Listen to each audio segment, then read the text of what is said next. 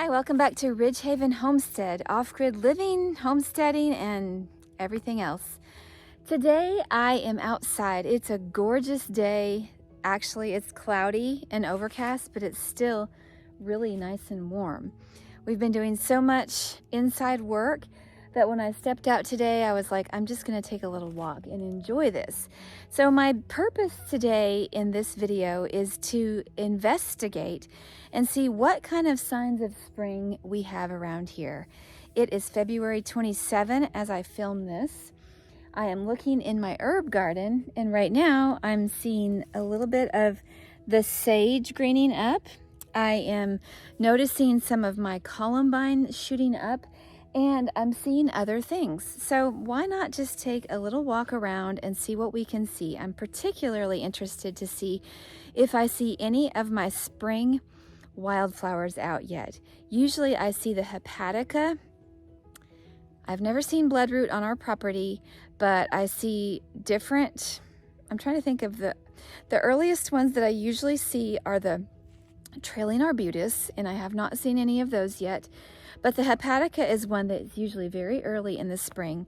So I'm going to take a walk down my driveway, and I'm going to look in my herb garden and see what is shooting up, longing for spring. Come along with me. As we step into the herb garden, I'm not going to look at every single one, but let's just take a look at the basics. This is a lavender plant. You might have thought it was rosemary, but it truly is lavender that has made it. In the past, many of my lavenders have not made it through the winter, so I'm really glad to see that this one is thriving and full of life, and it smells amazing. Unfortunately, my French lavender here did not make it. I see no signs of life in this, and so the cold was just too much for this one, and indeed it's very crumbly. Behind me, I see the remnants of my Monarda or bee balm plants, and they have no signs of life yet. But as I walk down from the lavender, I've already mentioned the sage, and it's hanging on. You can tell that it's been frozen, but it's greening up a little bit. I see a clump of my garlic chives, and they are shooting forth. Now these started to grow a while back, and they were even protruding through the snow. It's hard to kill these, and they self-sow so readily, but they are looking really healthy, and they are a really nice addition to soups and salads. Well, behind me I see a clump of yarrow, and so that is also rarely dies back. And then I believe behind me, I think that is black-eyed Susan. I'm pretty sure that's what that one is. But I don't see too much. Actually, the rose bush, and I see a pot that I need to get. The rose bush is putting a few buds on it. You see the red buds. And my other rose bush is leafing out already. This is crazy. It's late February. So let's go just walk down here, and we'll find out all the things that I need to clean up from the wind. I have more of this. Well, I want to think that could be an echinacea, but I think it's a black-eyed Susan. Here is the anise hyssop. It has not started to come out yet. I was gonna say there's no signs of life, but I think I'm wrong. I think I see just a little smidge in there where it might be trying to put a little sprout forth. Actually, it might just be a weed. Okay, so here we are with the bloody dock.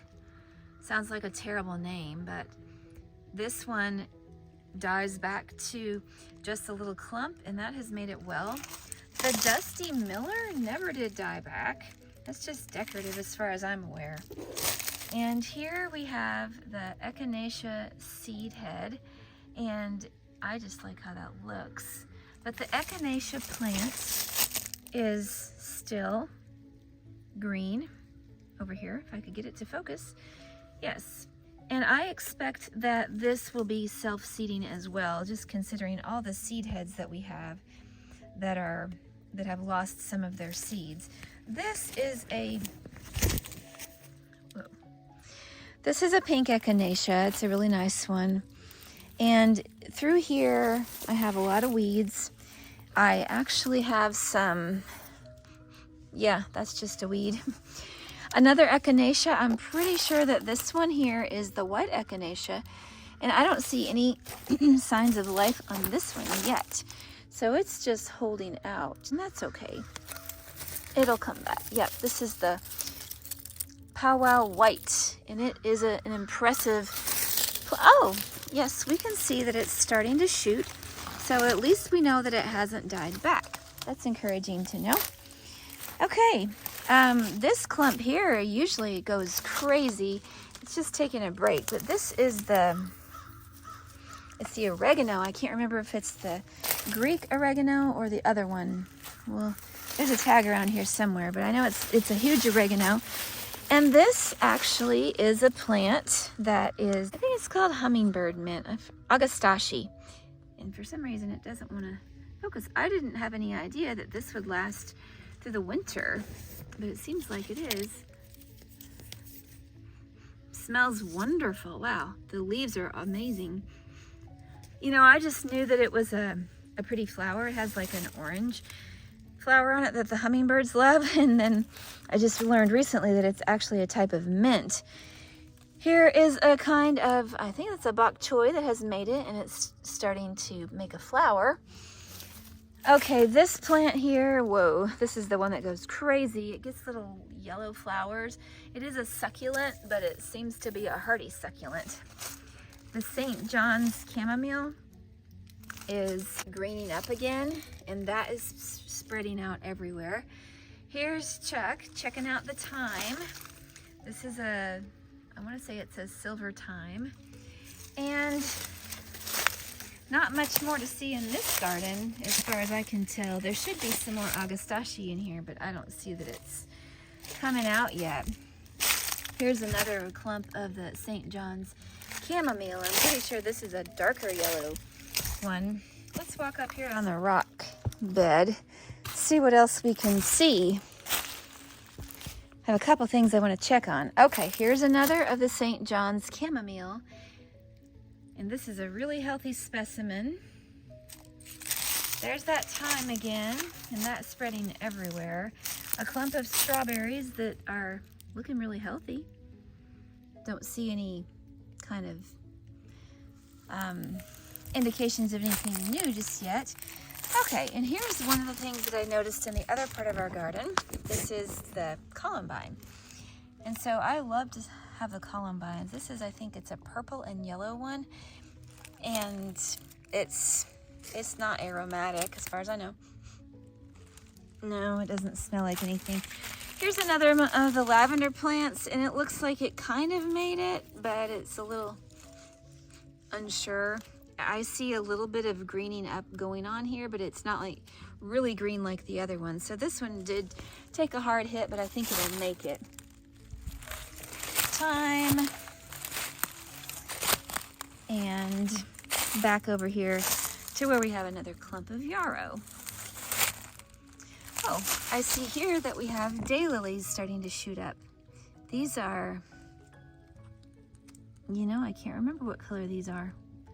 I'll just have to wait and see, but there's a lot of them. I should probably divide them, but I'm not going to worry about that right now.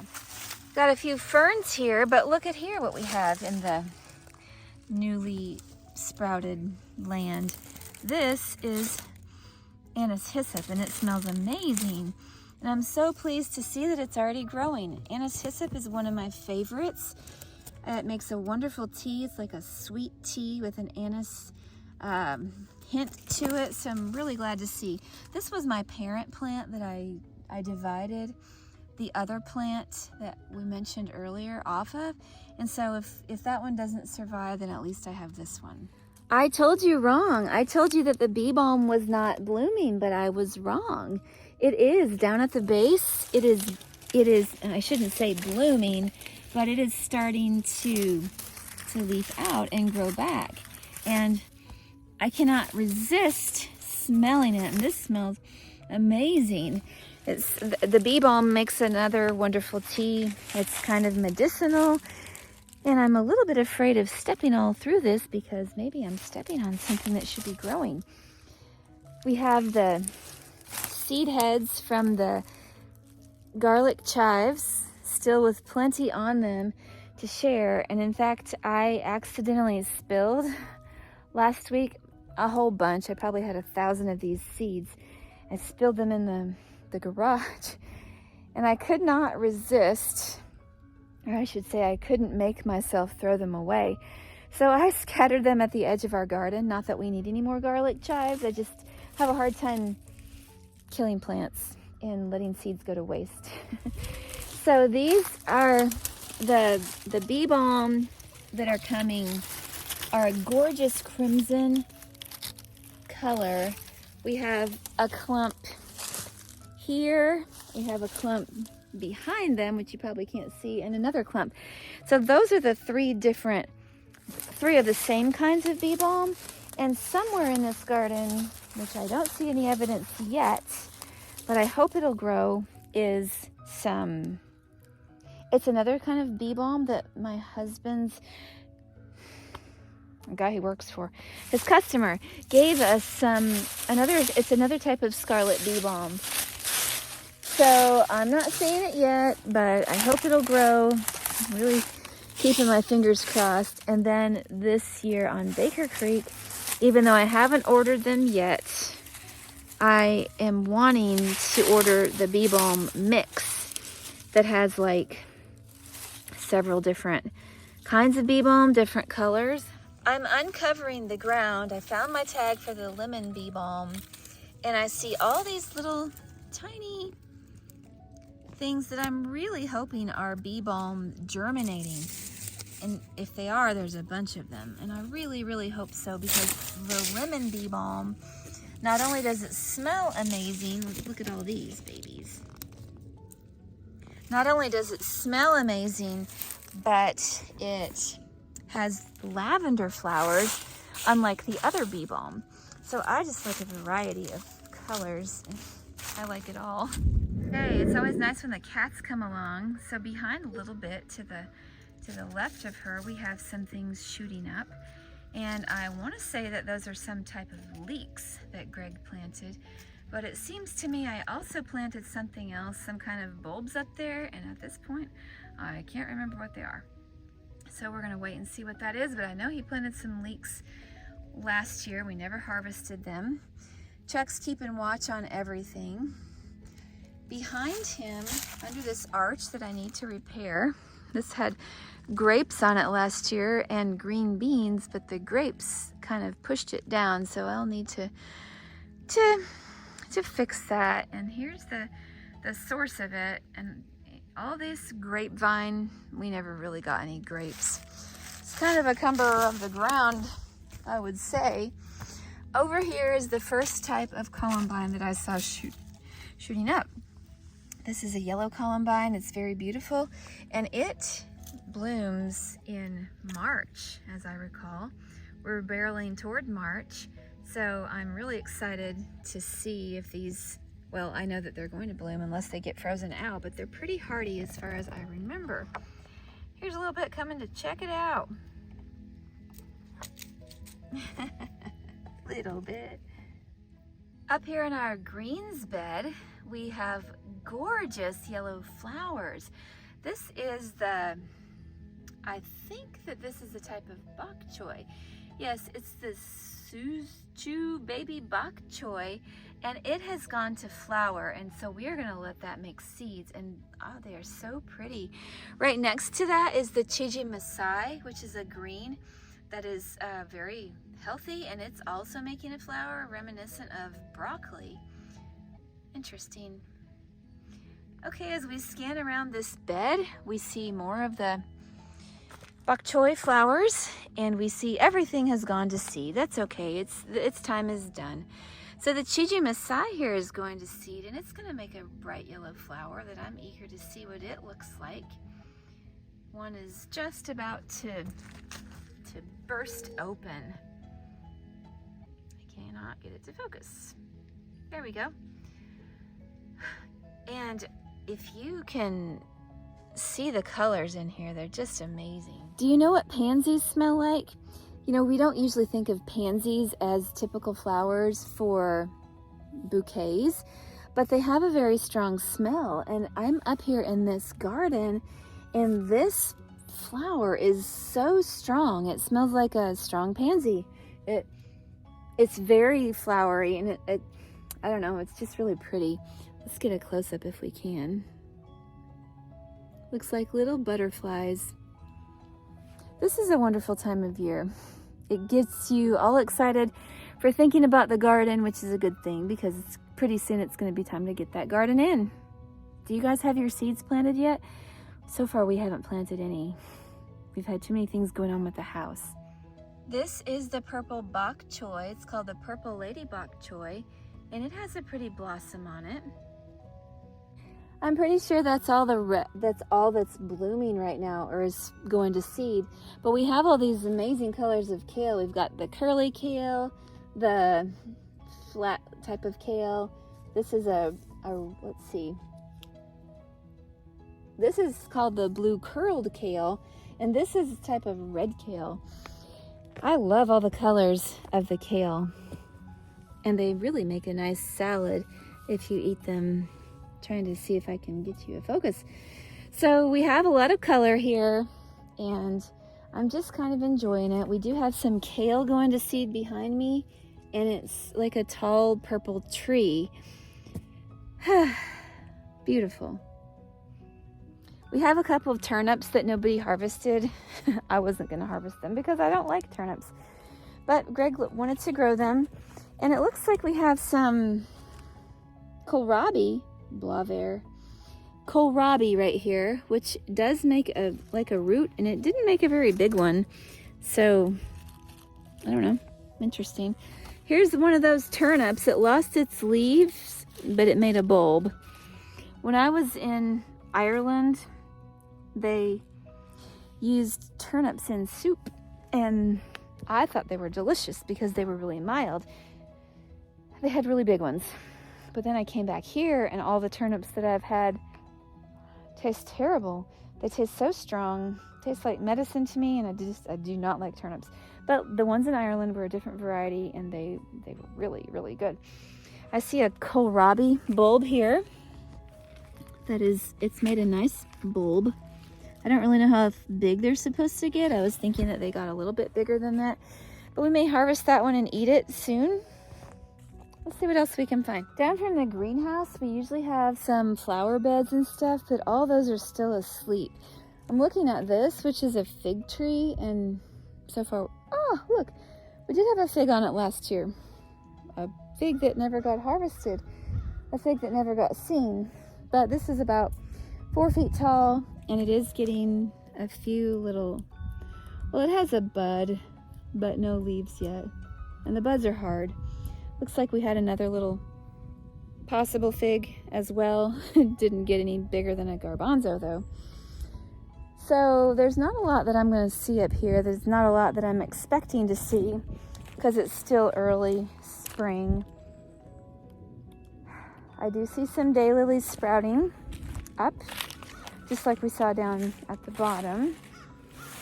And back, here's some daylilies. And these are actually good for eating. You can eat the shoots and you can eat the blossoms. I know in here there is a persimmon tree. Persimmon or pomegranate, one of the two. I'm gonna have to find that before everything starts growing around it. One thing that I'm seeing here is our raspberries are getting a little bit of green on them. Now we live up, we're not in the mountains, but we are definitely up a mountain from town, and our spring generally happens about 2 weeks later than it happens in town where we live. So if we are getting reddening up of our raspberry vines, which we are, then I imagine those in town are getting that sooner. So that's encouraging. Spring is definitely on the way. Sometimes it seems like we've had back and forth Feels like winter. Last week it was feeling very wintry. And then this week it's teasing us with spring. You can see the new canes of raspberries behind us. The new stalks are such a pretty color, and even the little thorns on the raspberries are red. We planted a lot of raspberries 2 years ago. A lot of them died, unfortunately. Some of them got run over because it's right on the side of the path, but some of them are still surviving. Here we have a butterfly bush, not a butterfly weed like the orange ones, but this is a butterfly bush that makes like the tree. And this one happens to be a really deep purple color, which I really love. And the butterflies really do love this. It is really good for butterflies, as the name would suggest. Just looking around to see what we have.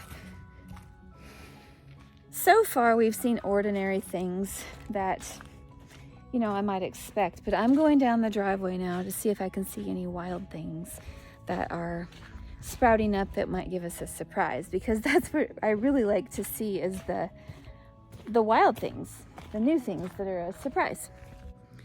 To notice the spring wildflowers in the forest, or on the edge of the forest as our property is, you really have to be a sleuth, and you have to keep your eyes open. You can't just walk around willy-nilly and expect that things are going to pop out at you. You have to look for subtle signs and changes. Now, I will be honest with you, I haven't been down our driveway very much recently, and the last time I was down our driveway, I did not see very many signs of spring. So I'm hoping that will change. And if you see behind me, I have 2 brown cats following me. It's Little Bit and Stinker following along. I think they may be the only 2 that are out right now.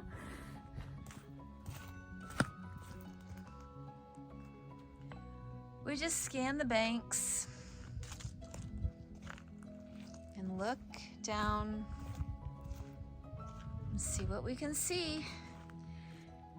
And whether we see any new spring wildflowers, it's always nice to see the mossy rocks. This was barren just a few years ago when we dug our driveway out, but it's really coming in. The moss is covering it all, making it look nice and soft and pretty. I think this moss looks like little Christmas trees, and we are going to be looking for leaves like this, leathery leaves that are in this lance shape, because that is the leaf of the trailing arbutus. The trailing arbutus is a wonderful flower. It smells like a vintage perfume from a classy lady, and it's just, if you get a chance to smell it, you stop everything and you bend down low and you give it a big sniff. And I don't know if they're out yet, but they are among the earliest to bloom in our area. I don't even know what kind of flower this is, but we are having several of them. They almost look like little dandelions, but they're not. They are very abundant, and they're soft and fuzzy, and they seem to withstand a little bit of cold.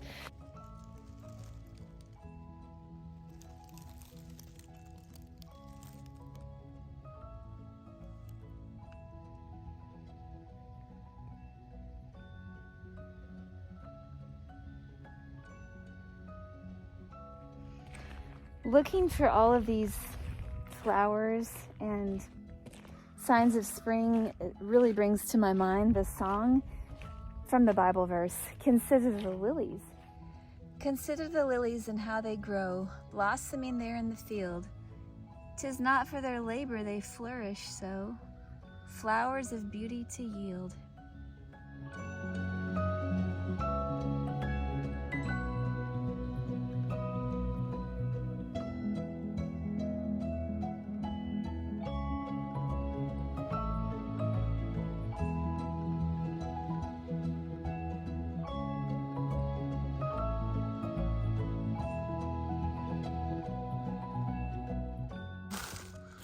Here's some trailing arbutus.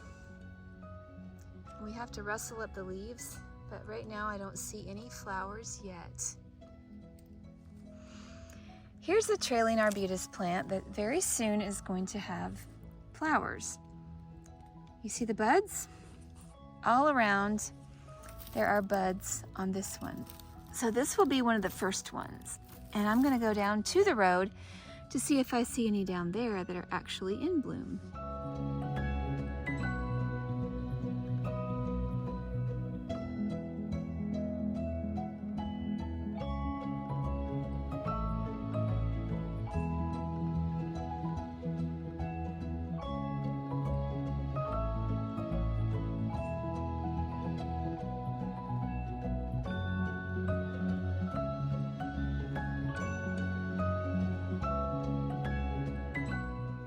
I do see hepatica leaves, but so far no blossoms on this one. The hepatica is a single flower that comes out and it is either lavender or white. Here's another hepatica.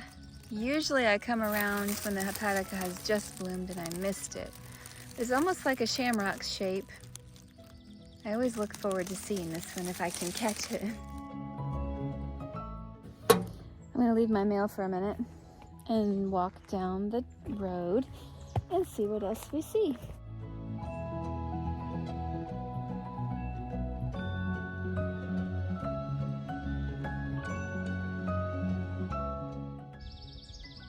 As we travel along our road, one thing we can usually count on is this hoary mountain mint. It smells a lot like, I think it smells like a cross between eucalyptus and mint. It mostly smells like eucalyptus. So the hoary mountain mint is purple on one side and dark green on the other. And all the mints you can make a tea with. But this is a really good one for lung problems. And there's quite a bit of it growing just wild. I really need to pull some up and plant some up on this is our property, but I need to plant some up where I can get to it a little more easily, just because it would be more convenient. So at this point, I'm just content to smell it. If you know the smell of Vicks Vapo Rub, you crush these leaves of this hoary mountain mint and that is the same smell that you get. Now during the summer, the late summer, the mountain mint gets, they call it hoary, H-O-A-R-Y. It looks like all the leaves are covered with snow, like the hoarfrost. Now here we have these are daisy seeds. I should plant some. Plant some daisies. Once you get thinking about seeds, suddenly you realize you can't have everything, but it would be nice to try. I really want to plant them all. My husband, Greg, he wants to plant all the tomatoes. I want to plant all the flowers. There's a lot of trailing arbutus up this hill every spring. Okay, I'm hiking up this embankment. Okay, can you see it? Some of these are white and some of them are pink. And these look like they're gonna be white, but it's hard to say because they're still kind of closed up. The pink ones range from a soft, baby soft pink to like a deep hot pink. They're really pretty. And the white ones are pure white. The flowers appear under the leaves, so you really have to be looking, otherwise you will not see them. And I only knew about the trailing arbutus several years back. I went on a wildflower walk with a friend, and she told us along Paint Creek, which is on the border of North Carolina and Tennessee, she told us the exact trail where I would find trailing arbutus at that particular time of year. And so I looked that very same week and I found it, and I was hooked. I was like, that was kind of my introduction to a love of wildflowers, especially the spring wildflowers. And I think I love the spring wildflowers the best because you're coming from barren leaves And then you're getting little things popping open that are always a surprise.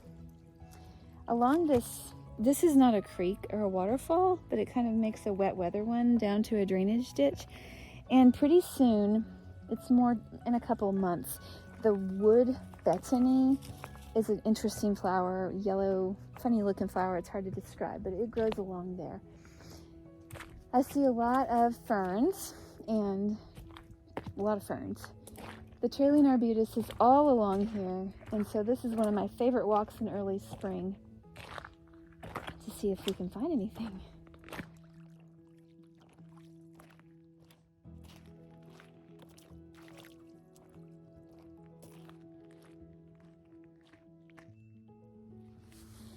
Behind me, we have more varieties of ferns, and we have this cute little ground cover that is all the berries. It's a lot like wintergreen, but it's not a wintergreen. And I've personally never stopped to smell the berries.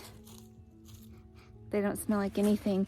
We do have a lot of wintergreen growing on our property, and we do get the berries sometimes and munch on them during the winter. They're best when it's cold, after they've had a good frost. I just love the carpeting of all these different kinds of mosses and lichens. It's so beautiful. This is a neat one. I think this is the kind, I forget the name of it, that is good for, like, it's an antibiotic. And it's, the name is leaving me, but it's a very valuable one. It's a good one to know. If only I knew it. And here's some more of that. Where'd it go? It's called usnea. That's what it's called, usnea. And it's kind of probably a parasite, but it's good for a lot of different ailments. I haven't really researched it. I've just heard about it. I'm gonna stick that one in my pocket as I investigate this other trailing arbutus. I don't see any flowers yet. I think give us a week or two, and we're gonna be really a lot of trailing arbutus along here, because it's everywhere. If you see those clumps behind me here, back behind me there, where the cats are, all along here, there's the trailing arbutus. Quite a nice bed of it.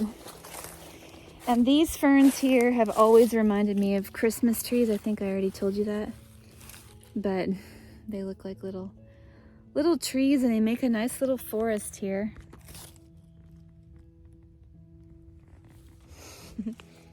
I have spied something up here. I thought I spied one that looked like it was going to be pink, but I turned out to be wrong. Okay, so this one does have blossoms, but from far away they look kind of pink, but it's hard to tell what they're going to look like when they open up. We all just have to wait and be surprised. This is a trailing arbutus blossom, and I did a little experiment. I crushed it to see if I could smell it, but it does not have any smell until it blooms. There are some spiritual lessons there, if we think about it.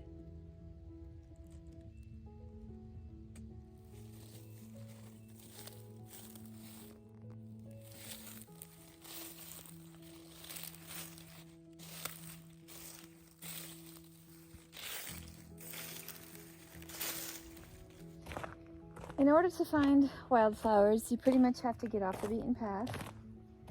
You have to be willing to look, to turn over some logs and rocks.